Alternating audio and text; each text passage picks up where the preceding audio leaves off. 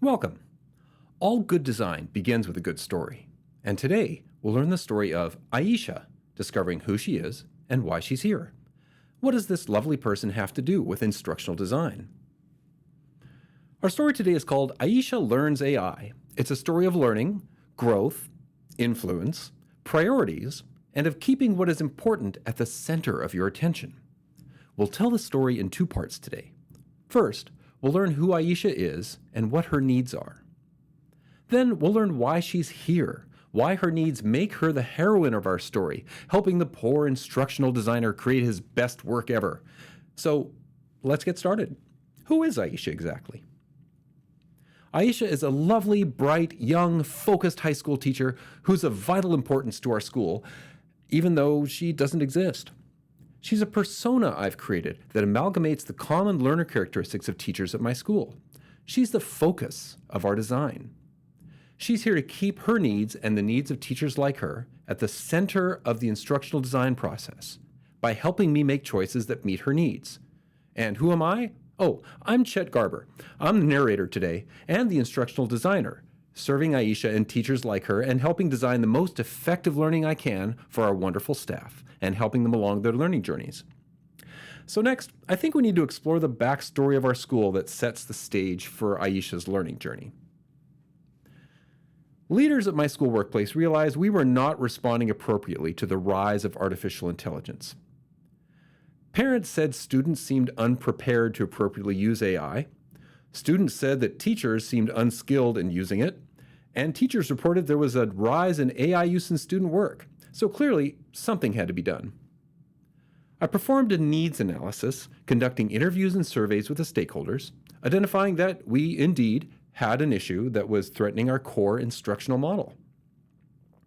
I analyzed the task, discovering that teachers required 4 elements: knowledge in how to produce effective prompts in AI, knowledge and skills in the affordances of classroom AI tools, knowledge and attitudes regarding AI detector use, and most importantly, the knowledge, skills, and attitudes necessary to design AI-resistant learning. This was indeed a problem that could be solved by instruction. So I set out to do the next vital step, analyzing the learners, the teachers, to effectively design learning for their needs. Let's see what I found. I learned that Ayesha, as a typical teacher at our school, learns best if learning is presented in multiple modalities: text, audio, video, and interactive capabilities. As an adult learner, she has characteristics that drive her learning, such as the need to know why and how learning benefits her. She also enjoys learning independently and can independently leverage inherent tech skills if given the ability to easily navigate and manage the environment. And although she is an independent learner, she's also a highly collaborative teacher who enjoys working with her colleagues on educational challenges in teacher teams. And finally, as an adult learner, she's also problem-oriented, needing the learning to relate directly to real-life problems of practice.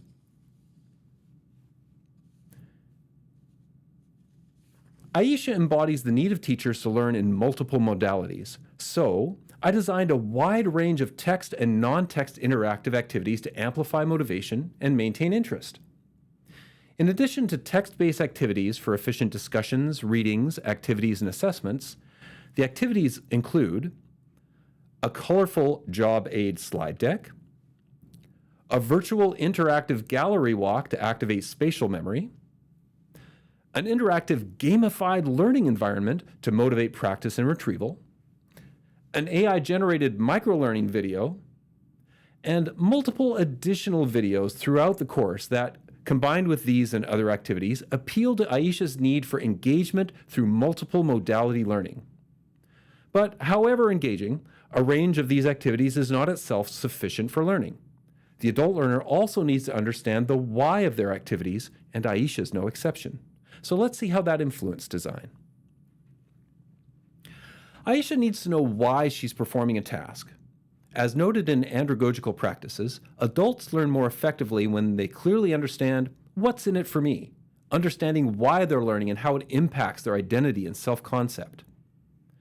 This course features multiple explicit connections between the goal of the learning and the learner's professional identity, helping Ayesha visualize how the learning benefits her, helping her frame the activity according to her practice, and, accordingly, motivating her to continue. Therefore, the goals help her understand what's in it for her as she begins the activity. Okay, now that we've motivated Ayesha to continue by connecting goals to her identity, how can we design ways for her to independently engage with the course material? Well, to help her engage, we have to appreciate that Ayesha is a technologically capable learner who needs to work independently to accommodate her focus and her work schedule. This course has 3 design elements of clarity that help leverage her strong tech skills and facilitate independent study without undue need for facilitator direction. First, the courses are clearly organized using an intuitive numbering system and a linear design that allows a technologically capable learner like Ayesha to independently move in a stepwise manner through the course. Second, the assignments are given clear, accurate due dates, which allow for time spent doing independent study, but still hold Ayesha accountable for her independent progression to keep pace with the other learners.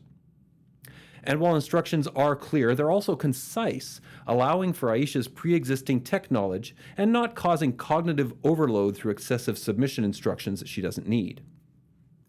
Finally, activity instructions are clearly numbered or bulleted, drawing Ayesha's attention to the salient information and helping her independently complete the activities.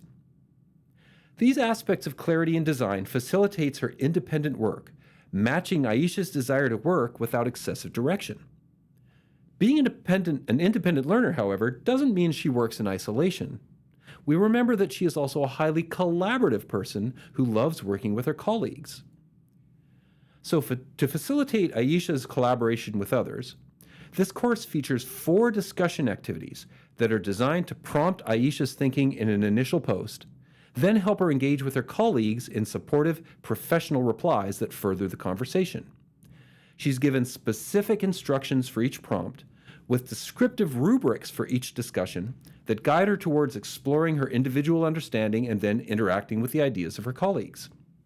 This design affords Ayesha the ability to work independently, but also engage collaboratively on the same topic, meeting 2 of her learning needs. Last, let's consider her andragogical need for solving practical, real-world problems of practice. As an adult learner, Ayesha needs to focus on problems at hand and engage with real-world activities that relate to her practice. Therefore, in this design, I've ensured that every module contains activities that focus directly on Ayesha's current practice and classroom activities. For example, this prompting activity is focused on an upcoming lesson in her course. A scenario-based assessment imagines AI outputs for Ayesha's likely teaching scenarios. A discussion activity centers around integrating AI tools into practice. This assignment prompts Ayesha to create an AI-resistant activity within a current lesson plan. In each of these design courses, Ayesha can focus on real-world problems that apply directly to her current situation, heightening her motivation as an adult learner. So note Ayesha's power in this design story, how her needs drove design. Her need for multiple modalities pushed me to develop a range of interactive activities. Her adult need to know why made me design explicit professional goals in the modules. Her independence ordination and technology skills led me to design clarity to facilitate independent action and design conciseness to leverage technology skills. Her collaborative activity led me to design interactive discussions throughout the course. And finally, her need to be problem-oriented prompted me to design all activities around practical scenarios for her classroom. So that's Ayesha's story. From her humble beginnings as a fictional collective set of learner attributes, she's grown into the powerful heroine, leading the charge to influence learning design to meet her needs. So the moral of this story, for Ayesha's sake, and for everyone like her, remember to keep your learner at the center of your design. Thank you.